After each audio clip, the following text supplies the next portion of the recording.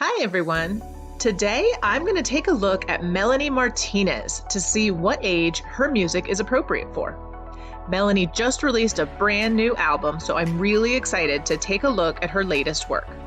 To be honest, I wasn't really familiar with her music. I don't think she gets much radio play, or maybe I just listen to the wrong stations.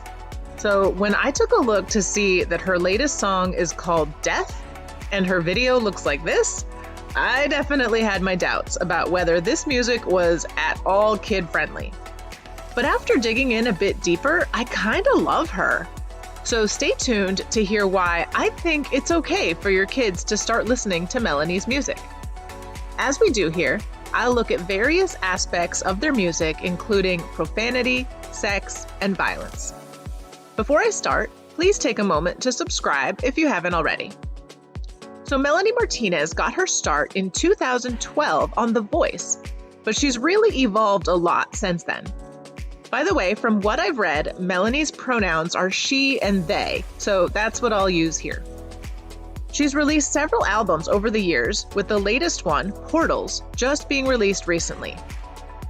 Getting into the ratings, cost is a pretty easy one. While I don't hear much of her music on the radio, you can easily find Melanie's music on a variety of streaming platforms for free or low cost. This gets a low rating. Now let's talk about violence. I've read that Melanie Martinez has dealt with mental health challenges over the years, and I think the new song Void is a good example of that. In that song, she talks about fearing she won't live to see tomorrow and holding a loaded gun. I think these are some pretty dangerous messages, but many of her other songs are about overcoming these challenges and rising up beyond them. The song Powder also talks explicitly about drug use, but again, the message is actually positive, saying that it was this boy's cry for help. I feel like these topics are somewhat rare in her music. They're in some songs, but not others. So even though these two songs have inappropriate imagery, I'm still just going to set this between a low and a medium. This leads to the next topic, which is profanity. Melanie Martinez's music is not without bad words, including F words in songs like Contortionist and Glued. The songs aren't jam-packed with curse words, but they are there. Many of her lyrics are so creative that she can get her point across without swearing. But to that point, even when she isn't swearing, she is frequently singing about mature topics, like drugs and sex and mental health. So with all that in mind, I'll set this to a medium. The next topic is sex. There are several songs that are pretty explicit. Dollhouse talks about her dad being with a slut, and Tunnel Vision has a lot of explicit imagery about how people are only interested in her body. The one real love song I found, Light Shower, actually wasn't that explicit at all. Another aspect I want to talk about with regards to sex is Melanie's public persona. I love how Melanie is going for such an artistic and unique vibe in her latest music. It's refreshing to see a girl who isn't trying to be that stick-thin Barbie that looks like every other blonde girl you see on TV. I kind of get Billie Eilish vibes from her. So she gets some bonus points for her image there. However, I can't leave this topic without also talking about the sexual assault allegations against her from several years ago. Nothing was ever proven and no charges were ever filed, so I can't really say anything one way or another on the topic, but I thought I should mention it. So with all that, I think the sex rating is about a medium. The last category is the annoying rating. If your kid wants to listen to Melanie Martinez, how annoyed will you be as the parent to have this music playing in your house or in your car?